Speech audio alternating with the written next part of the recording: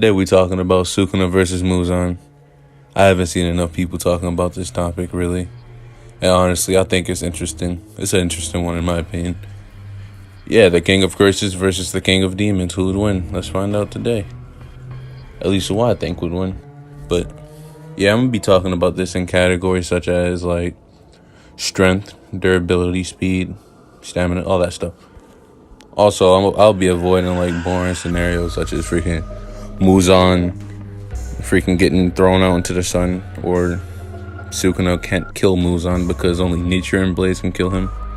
If you want to believe that Sukuna can't kill Muzan because he can't use nature and blades or he isn't using one, then that's fine.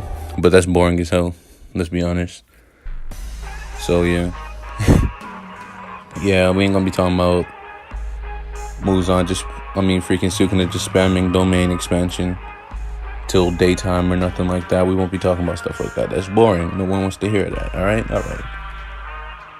Neither Sukuna or Muzan seem to be slow. Like, neither of them are lacking in the speed department.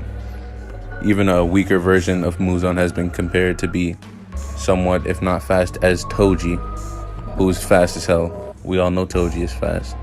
And Muzan being fast enough to fight with Hashira and Tanjiro, even though being significantly weakened by Tamayo's poison. So yeah, they're both pretty fast.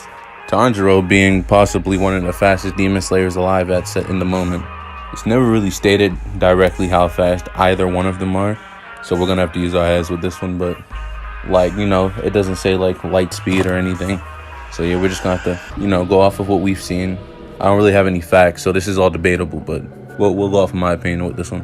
Muzan's been shown to be ridiculously fast, probably in the top 3 fastest characters in all of Demon Slayer, to be honest. And in Demon Slayer, pretty much all of Hashira, Zenitsu, Inosuke, all of them are pretty fast, so that's saying a lot to be the top 3 fastest in that show.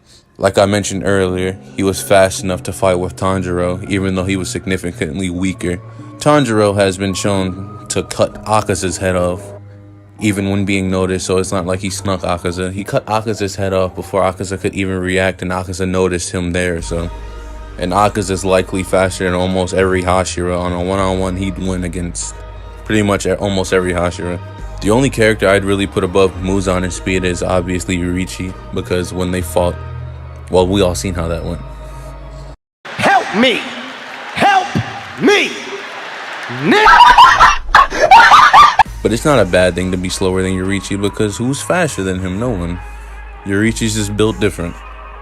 Now for Sukuna, also fast as hell. He's been shown to seemingly teleport because of how fast he's moving. Like before he fought with Megami, he just appeared behind him. I don't know if it was depicted that way in the manga, but it was definitely like that in the anime. Now honestly, in the world of Jujutsu Kaisen, Sukuna doesn't seem to be as impressive as Muzan in terms of speed. 1, because he has limited screen time and he isn't really around. And 2, because there are a lot more OP characters in Jujutsu Kaisen when compared to Demon Slayer, in my opinion. But as I said earlier, Sukuna with only 3 fingers consumed is compared to Toji, someone who was able to defeat a younger Gojo once before. And yeah, I know Gojo was fatigued and wasn't in his prime yet, but Team Gojo was still really strong. So nearly killing him is, even when he's fatigued, is impressive. But that's pretty much all we have to showcase for Sukuna's speed. Other than that one time Jogo's meteor attack was close to hitting him, but he seemingly teleported on top of it with ease. And no, I'm not implying he can teleport. I believe at those times he was just moving too fast to be seen. But even after all of that, I'm not confident in the feats shown to say that one is definitively faster than the other one. But in my opinion, I give it to Sukuna since his speed is depicted as almost teleporting. But if you think Muzan is faster, that is entirely valid because there is no definitive way that I know of to tell who's faster. Both demons and cursed bears can regenerate limbs with ease most of the time. So both Muzan and Sukuna are pretty similar in terms of regeneration. And yeah, I know Sukuna's not necessarily a cursed spirit, but he can heal like one, so yeah. Muzan's regenerative abilities are really impressive, and he's naturally much stronger than any upper moon. And the upper moons have been shown to regenerate in the blink of an eye in most cases. And even when weakened, he's able to regenerate really quickly, so hypothetically, a stronger version of Muzan, unless, one that isn't poisoned by Tamayo, will be able to regenerate ridiculously fast. Also, I believe it was stated that you need to slash all of Muzan's weak spots, all of his brains and hearts and whatever, all in one attack, or else he'd be able to regenerate in between attacks. Alright, now for Sukuna. Sukuna hasn't really been shown to be damaged much throughout the entire series, really. Anytime he's fighting someone, he's probably dominating them, not getting touched. I think the only time he's been hit before is when he fought Gojo. But Sukuna has been shown to be able to regenerate as well, like that time Yuji lost an arm.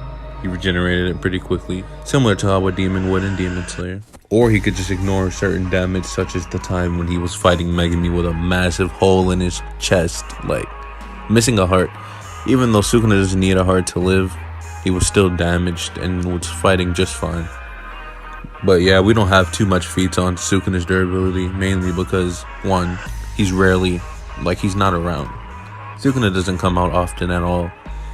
And 2, he's Sukuna, who's going to make him, who's gonna make him need to heal, or who's gonna make him show that he's durable, you know what I mean?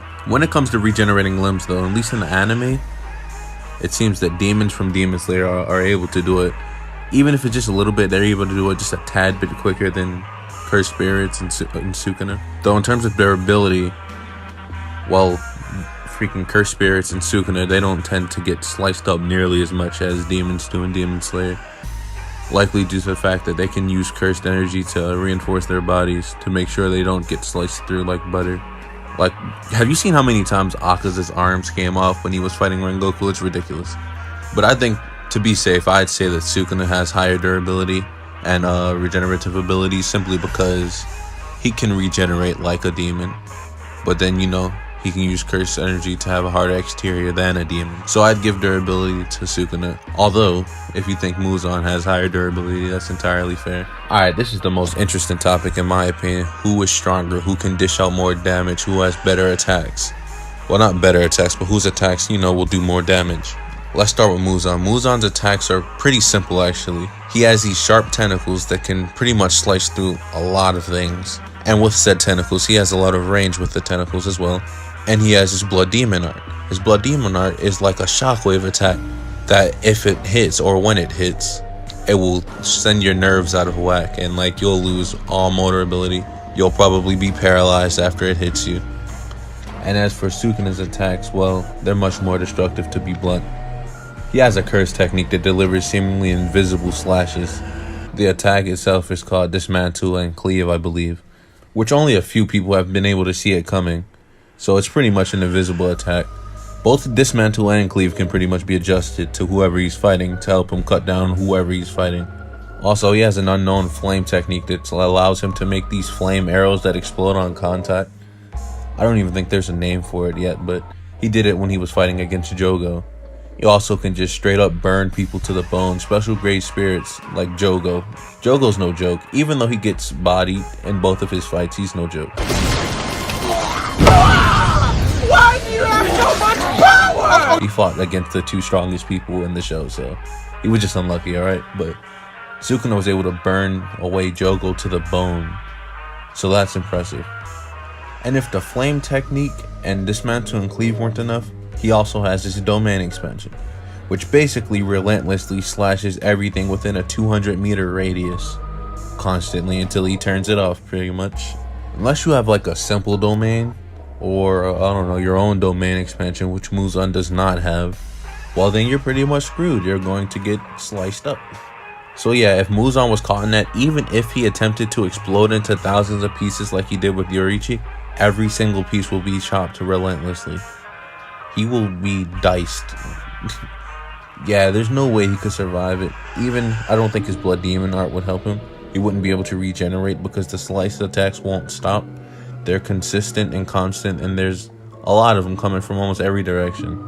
I could go on more about this topic, but I think it's clear that Sukuna wins. 9 times out of 10, he's capable of similar regeneration. He's just as durable, if not more. Much higher attack potency. Possibly faster than Muzan, although that's debatable. So yeah, thank you for watching, and I'll see you later.